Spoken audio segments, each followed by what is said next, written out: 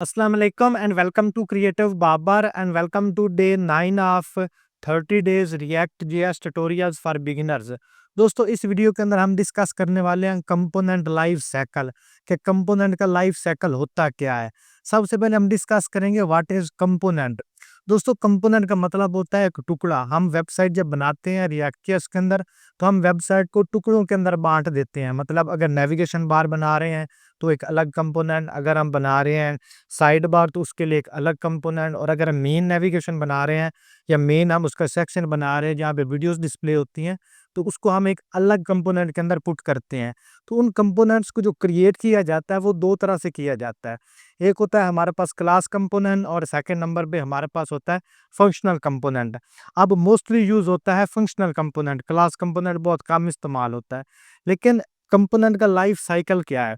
अब जैसे हम लाइफ साइकिल पढ़ते हैं हमारे ज़हन में एक बहुत बड़ा खाका आ जाता है। ऐसा कुछ नहीं है, जस्ट लाइफ साइकिल का मतलब है हमने कंपोनेंट को क्रिएट किया, कंपोनेंट को क्रिएट करने के बाद उसके अंदर हमने वैल्यू चेंज करवाई, उसके बाद हमने कंपोनेंट को ख़त्म कर दिया। ख़त्म करने का मतलब है हमारी वैल्यू जब चेंज हुई तो हमारा कंपोनेंट वहाँ पे रुक गया। तो this is called component life cycle. अगर हम बात करें फंक्शनल कंपोनेंट की तो उसे हम हुक्स की मदद से कंट्रोल करते हैं, और अगर हम बात करें क्लास कंपोनेंट की तो इसके अंदर हम डिफरेंट फंक्शंस का इस्तेमाल करते हैं। हम दोनों को इन डेप्थ डिस्कस करेंगे लेकिन हमारा ज़्यादा फोकस होगा कि हम फंक्शनल कंपोनेंट के ऊपर प्रैक्टिस करें। अब जो जो चीज़ें क्लास कंपोनेंट के साथ अचीव कर सकते हैं ना, सेम वही वाली जो चीज़ें हैं वो आप फंक्शनल कंपोनेंट के अंदर भी अचीव कर सकते हैं। तो हमने फंक्शनल कंपोनेंट के ऊपर ज़्यादा फोकस करना है क्योंकि वो हुक्स बेस है और इजी टू लर्न है। अब सबसे पहले हम देखते हैं क्लास कंपोनेंट। क्लास कंपोनेंट के अंदर लाइफ साइकिल 3 स्टेजेस के अंदर डिवाइड होता है। सबसे पहले माउंटिंग, अपडेटिंग एंड अनमाउंटिंग। मतलब जब हम कंपोनेंट को क्रिएट करते हैं, उसके बाद जब हम कंपोनेंट को अपडेट करवाते हैं और उसके बाद जब हम कंपोनेंट को ऐड करवाते हैं। अब ये आपको जो एग्जांपल नज़र आ रही है ये हमारे पास है क्लास कंपोनेंट के अंदर, क्लास कंपोनेंट की। इसके अंदर हम कंस्ट्रक्टर का इस्तेमाल करके स्टेट को डिफाइन कर रहे हैं। उसके बाद हम अगर वैल्यू को चेंज करना चाहते हैं, मतलब अब अगर हम वैल्यू को अपडेट करवाते हैं तो उसके लिए हम एक अलग से कंपोनेंट का इस्तेमाल करते हैं। अब सबसे पहले नंबर पे हमारे पास आ गया क्लास कंपोनेंट, जिसके बाद हमने एक्सटेंड किया इसको रिएक्ट कंपोनेंट के अंदर। फिर इसके अंदर हमने यूज़ किया कंस्ट्रक्टर, कंस्ट्रक्टर के अंदर पास की प्रॉप्स मतलब प्रॉपर्टीज, और उन प्रॉपर्टीज के अंदर हमने स्टेट को डिफाइन किया। और उसके बाद हमने जब कंपोनेंट को कॉल किया डॉम के अंदर, डॉम का मतलब है जब हम ये डिव लगा के ना डिव के अंदर इस कंपोनेंट को लगा रहे हैं जहाँ पे हमने लिखा है डिव दिस स्टेट काउंट और इर्द गिर्द हमने करली ब्रैकेट लगा दी। तो ये जो हमने चीज़ क्रिएट की इससे हम बोलते हैं डॉम के अंदर कंपोनेंट को या डॉम के अंदर वेरिएबल को कॉल करवाना। तो जब हम ये चीज़ करते हैं तो तब हमारे पास जो कंपोनेंट कॉल होता है वो हमारे पास होता है कंपोनेंट डिड माउंट। यहाँ से हमारा जो क्लास कंपोनेंट है इसका लाइफ साइकिल स्टार्ट हो जाता है। अब सेकंड नंबर पे अगर हम क्लास कंपोनेंट को अपडेट करवाते हैं तो उसके लिए हमारे पास इसका सेकंड लाइफ साइकिल स्टार्ट हो जाता है। मतलब लाइफ साइकिल की जो सेकंड स्टेज है वो स्टार्ट हो जाती है, जिसके अंदर हम ये फंक्शन पास करते हैं। इसके अंदर दो हम पैरामीटर पास करते हैं। सबसे पहला होता है हमारे पास प्री प्रॉप्स, वो वाली प्रॉपर्टीज जो हम पहले से डिफाइन कर लेते हैं। फिर प्री स्टेट, वो वाले स्टेट जो हम पहले से डिफाइन कर लेते हैं। उसके बाद हम ये एक इसके अंदर कंडीशन लगा के इसको हम चेंज कर सकते हैं हमारा जो कंपोनेंट है वो अपडेट हुआ है कि नहीं। हम इस जो इसके बेसिक है वो कवर करने के बाद हम क्लास कंपोनेंट के साथ एक कंप्लीट प्रोजेक्ट करने वाले हैं। इसलिए आपने वीडियो को कंप्लीट देखना है, आपको फुल अंडरस्टैंडिंग हो जाएगी कि किस तरह से क्लास कंपोनेंट का लाइफ साइकिल वर्क करता है। अब लास्ट में हमारे पास होता है कंपोनेंट विल अनमाउंट, कि जब हमारे पास जो कंपोनेंट है विल अनमाउंट होगा, जब हमारे पास कंपोनेंट एंड होगा, जो भी हम उसके अंदर चेंजिंग करवा रहे हैं जब वो हमारे पास एंड होगी तो ये वाली फंक्शनैलिटी कॉल हो जाएगी। ऑल्दो इसके अंदर आपने इन सब को यूज़ नहीं कर रहे होते। मतलब जब भी आप इसके साथ कोई वैल्यू लगाते हो, जिस तरह से आपने काउंटर लगाया, क्लिक किया तो हमारा कंपोनेंट स्टार्ट हो गया। मतलब उससे पहले हमने कंपोनेंट को लगाया, वो कंपोनेंट हमारा स्टार्टिंग हो गया, तो उसकी फर्स्ट स्टेज स्टार्ट हो गई। सेकंड नंबर पे हमने उसको बटन के ऊपर क्लिक करवाया तो अपडेट हो गया। लास्ट पे जब उसकी अपडेट खत्म हो गई तो हमारे पास कंपोनेंट एंड हो गया। तो ये इसके 3 लाइफ साइकिल है, मतलब जिस जिस तरह से हमारा कंपोनेंट वर्क करता है। अब क्लास कंपोनेंट के अंदर ये 3 चीज़ें हैं, इनको समझना थोड़ा-सा कॉम्प्लेक्स है लेकिन एक हम प्रैक्टिकल एग्जांपल के साथ समझते हैं। जब भी क्लास कंपोनेंट लगाना है इसके अंदर आपने पहले रिएक्ट को इंपोर्ट करना है। जब आप जब आप क्लास कंपोनेंट इस्तेमाल कर रहे हो तब आपने रिएक्ट को इंपोर्ट करना है, लेकिन जब आप फंक्शनल कंपोनेंट इस्तेमाल कर रहे होते हो तब ऐसा कोई ज़रूरत नहीं होती। तो आपने सबसे पहले इंपोर्ट करना है, इंपोर्ट रिएक्ट फ्रॉम रिएक्ट।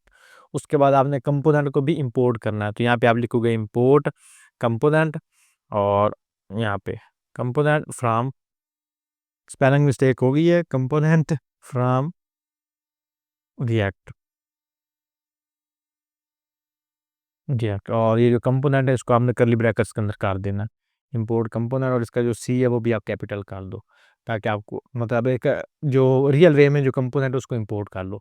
उसके बाद आप यहाँ पे लिखो क्लास, क्लास के बाद आप अपने कंपोनेंट का नाम रखोगे, मैं यहाँ पे नाम रखूंगा माई कंपोनेंट, कंपोनेंट, और उसके बाद एक्सटेंस, और फिर आप यहाँ पे लिखोगे रिएक्ट, रिएक्ट डॉट कंपोनेंट, यहाँ पे या कंपोनेंट को हमने लगा दिया। उसके बाद आप यहाँ पे दोगे करली ब्रैकेट, तो ये हमारा क्लास कंपोनेंट लग गया। अब उसके बाद आपने क्या करना है, इसके अंदर आप लगाते हो यहाँ पे रेंडर, यहाँ पे रेंडर, और रेंडर के अंदर यहाँ पे पेरेंथेसिस के अंदर फिर करली ब्रैकेट, और करली ब्रैकेट के अंदर आप यहाँ पे इसको लगाते हो रिटर्न, रिटर्न लगाया, और रिटर्न के अंदर आप यहाँ पे एक डिव लोगे या सिंपल आप फ्रैगमेंट लोगे। तो मैं यहाँ पे लिखूंगा एक पी का टैग, और पी टैग के अंदर मैं दे देता हूँ काउंटर, काउंटर, यहाँ पे सिंपल काउंटर लगाया, इसको सेव करा।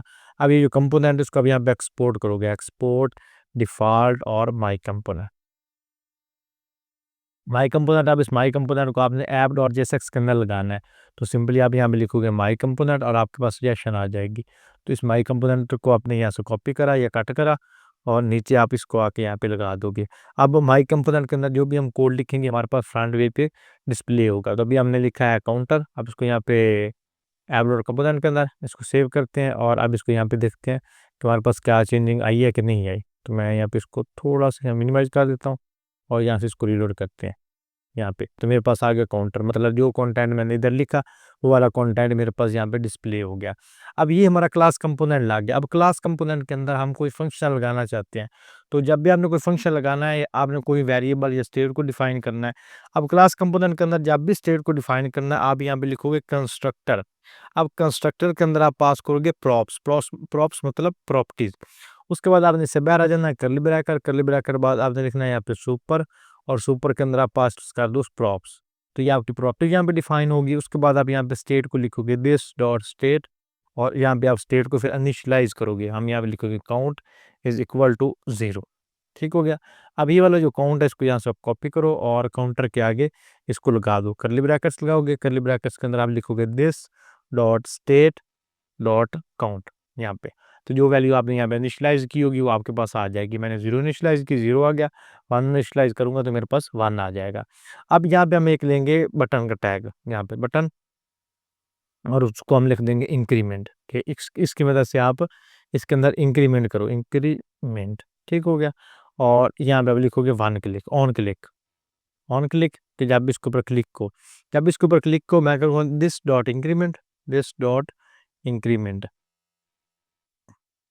और ये जो दिस डॉट इंक्रीमेंट, ये इंक्रीमेंट वाला फंक्शन है, इसको हम जाके ऊपर यहाँ पे लगा देंगे। तो मैं यहाँ पे लिखूंगा इंक्रीमेंट, यहाँ पे इंक्रीमेंट इज इक्वल टू, मतलब जिस तरह से हम एरो फंक्शन लगाते हैं उस तरह से एरो फंक्शन लगा दिया, और इसके अंदर आप लिख देंगे दिस डॉट सेट स्टेट, कि जब भी काउंटर वाला बटन हमारे पास प्रेस हो तब हमारे पास क्या हो, स्टेट को सेट करो, मतलब अपडेट करो। काउंट के अंदर क्या करो, this dot state dot count, और तो काउंट के अंदर आप +1 कर दो, मतलब जो भी आपने इसको नेक्स्ट वैल्यू देनी है वो वाली आप इसके अंदर वैल्यू जो है वो दे दो। तो हमने यहाँ पे लिखा दिस डॉट स्टेट, और इसके अंदर आप यहाँ पे यूज़ करोगे करली ब्रैकेट्स भी, मतलब यहाँ पे आप एक तो आपने parentheses इस्तेमाल किए, लेकिन इस सब कंटेंट को आप करली ब्रैकेट के अंदर लिखोगे। अब सेव करा, अब मेरा आगे इंक्रीमेंट, अब इसके ऊपर क्लिक कर रहा हूँ तो इसकी वैल्यू मेरे पास अपडेट हो रही है। तो इस तरह से हमने एक जो क्लास कंपोनेंट उसको लगाया। अब क्लास कंपोनेंट को लगाने के बाद इसके अंदर हमने वैल्यू को अपडेट किया।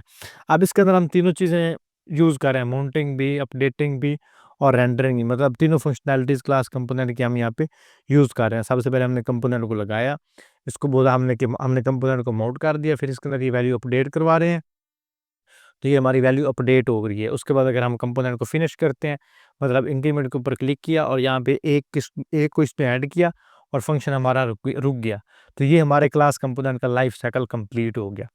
आई होप आपको समझ आई होगी कि क्लास कंपोनेंट के अंदर लाइफ साइकिल क्या है। अब इस तरह से इसका लाइफ साइकिल चलता है कि आपने एक दफ़ा जो स्टेट है उसको इनिशियलाइज़ किया, मतलब आपने उसको डिफ़ाइन कर दिया, उसके बाद आपने एक स्टेज के बाद जाके उसको आगे इसके अंदर चीज़ें अपडेट करवा दी। अपडेट करवाने के बाद आपका फंक्शन रुक गया। इस तरह से अगर मैं क्लिक करता हूँ तो फंक्शन मेरा अपडेट हुआ, उसके बाद फंक्शन रुक गया। तो ये मेरा एक कंपोनेंट का जो लाइफ साइकिल है वो कंप्लीट हो गया। आई होप आपको समझ आई होगी कि क्लास कंपोनेंट के अंदर लाइफ साइकिल किस तरह से वर्क करता है। अब सेकंड नंबर पे हमारे पास आता है फंक्शनल कंपोनेंट। दोस्तों फंक्शनल कंपोनेंट के अंदर लाइफ साइकिल को हुक्स की मदद से हैंडल किया जाता है। जिस तरह से ये आपको एग्जांपल नज़र आ रही है, इसके अंदर हम यूज स्टेट का इस्तेमाल कर रहे हैं और यूज इफेक्ट का। अब ये जो 2 हुक्स है ना आपके पास, यूज स्टेट और यूज इफेक्ट, इसकी मदद से आप तमाम वो लाइफ साइकिल जो क्लास कंपोनेंट के अंदर आप टुकड़ों के अंदर बाँट रहे थे अलग-अलग फंक्शंस के अंदर, वो सारा एक ही जगह पे आप उसको हैंडल कर सकते हो। इसके अंदर आपने कोई व्हेल माउंट नहीं लगाना, कोई डिड माउंट नहीं लगाना। जस्ट आपने यूज स्टेट के अंदर वेरिएबल्स को डिफाइन करना है, मतलब आपने स्टेट को डिफाइन करना है। उसके बाद जब आपकी वैल्यू चेंज हो रही है तो आपने जस्ट इस यूज इफेक्ट को इस्तेमाल कर लेना है। इतना सा काम करना होगा, आपका पूरा कंपोनेंट रेडी टू यूज होगा। अब इसकी हम एग्जांपल देखते हैं जिस तरह से आपको नजर आ रहा है, import use state, use effect, from react, उसके बाद हमने कंपोनेंट लगाया माई कंपोनेंट, आप कोई भी नाम दे सकते हो। फिर उसके बाद हमने वेरिएबल को लगाया। अब ये देखो, एक साइड पे आपको क्लास कंपोनेंट नज़र आ रहा है और एक साइड पे आपको फंक्शनल कंपोनेंट नज़र आ रहा है। अब दोनों में आप डिफरेंस देखो। इसके अंदर हम कंस्ट्रक्टर का इस्तेमाल कर रहे हैं, लेकिन इसके अंदर हम कंस्ट्रक्टर का इस्तेमाल नहीं कर रहे हैं। जैसे हम इस्तेमाल कर रहे हैं यूज स्टेट का, और यूज स्टेट की मदद से हम अपने जो वेरिएबल्स हैं या हमारे जो प्रॉपर्टीज़ हैं उनको हम इनिशियलाइज़ कर रहे हैं। ये बहुत ज़्यादा ईज़ी वे है। जस्ट हमने लिखना है, एक कांस्टेंट लगाना है, उसकी फर्स्ट वैल्यू लगानी है, अपडेटेड वैल्यू लगानी है, फिर यूज स्टेट के अंदर उसको इनिशियलाइज़ कर देना है। जबकि क्लास कंपोनेंट के अंदर हमने कंस्ट्रक्टर का इस्तेमाल करना है, वो थोड़ा-सा लेंथी प्रोसीजर है।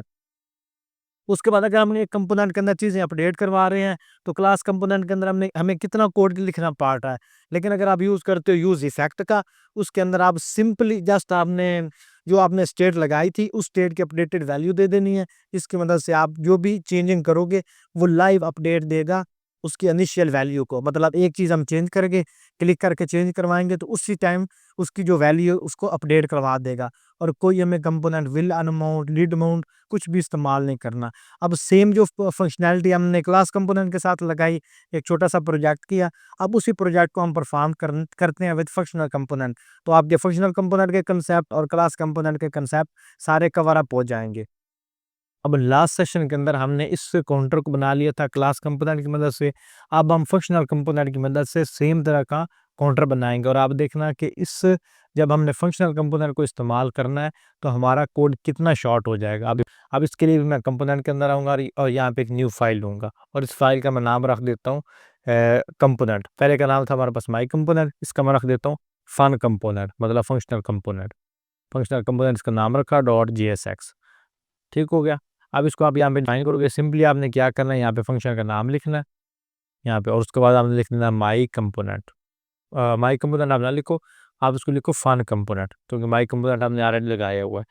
माई फन कंपोनेंट यहाँ पे, और फिर उसके बाद आपने यहाँ पे फंक्शनल कंपोनेंट को डिफाइन कर दिया। तो ये आपका फंक्शनल कंपोनेंट का लाइफ साइकिल स्टार्ट हो गया। अब उसके बाद आप यहाँ पे रिटर्न इसको लगाओगे।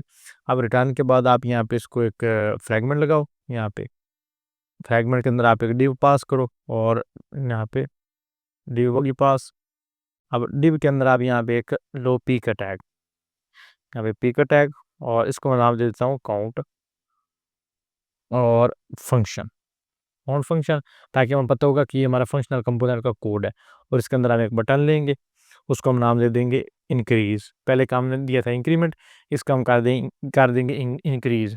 और इसके साथ आपने इसको लगा देना एक्सपोर्ट डिफ़ॉल्ट, और हमारे जो कंपोनेंट है उसका नाम फन कंपोनेंट। तो ये हमारे पास एक फंक्शनल कंपोनेंट लग गया।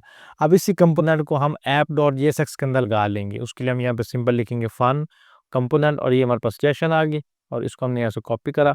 कॉपी करने के बाद इसी कंपोनेंट के नीचे हम इसको लगा देंगे और सेम तरह की हमने फंक्शनैलिटी जो है ना परफॉर्म करवानी है इंक्रीमेंट के लिए, ठीक है। आप इसके ऊपर क्लिक कर रहे हैं, कोई फंक्शनैलिटी परफॉर्म नहीं हो रही।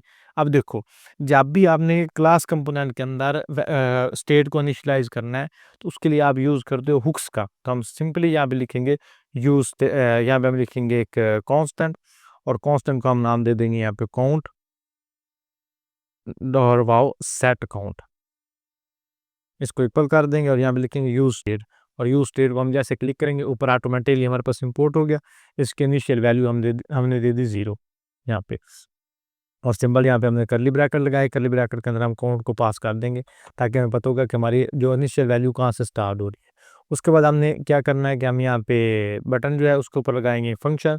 यहाँ पे हम लिखेंगे ऑन क्लिक, कि जब भी बटन के ऊपर क्लिक करा जाए तो एक एरो फंक्शन पास हो जाए। तो हम यहाँ पे इसके अंदर एक एरो फंक्शन पास किया, और यहाँ पे लिखेंगे सेट काउंट, कि जो हमारी जो वैल्यू है सेट काउंट की वो क्या हो, चेंज हो जाए, काउंट और +1।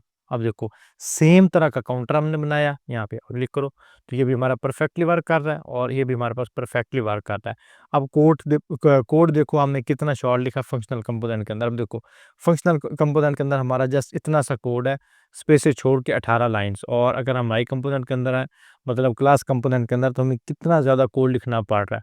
इसके अंदर रेंडर भी लगाना पड़ रहा है, रिटर्न भी लगाना पड़ रहा है, लेकिन फंक्शनल कंपोनेंट के अंदर जस्ट हमें रिटर्न को लगाना पड़ रहा है, रेंडर इसके अंदर हमें लगाना ही नहीं पड़ रहा। उसके बाद हम इसके अंदर हुक्स का इस्तेमाल कर रहे हैं और इसके अंदर हम कंस्ट्रक्टर वगैरह का इस्तेमाल कर रहे हैं। तो इसलिए फंक्शनल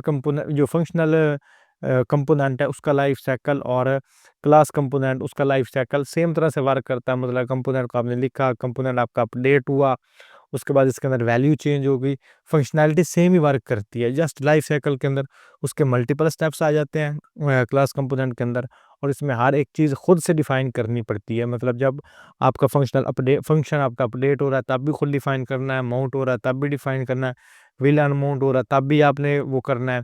मतलब हर स्टेप के ऊपर डिफरेंट फंक्शनैलिटीज़ आपने परफॉर्म करवानी है।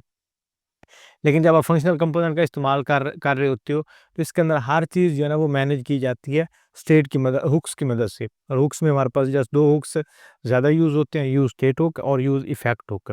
तो आई होप आपको समझ आई होगी कि किस तरह से हम क्लास कंपोनेंट और फंक्शनल कंपोनेंट का जो लाइफ साइकिल है उसको समझते हैं। अगर आपका फिर भी कोई सवाल हो तो नीचे आप कमेंट सेक्शन में पूछ सकते हैं।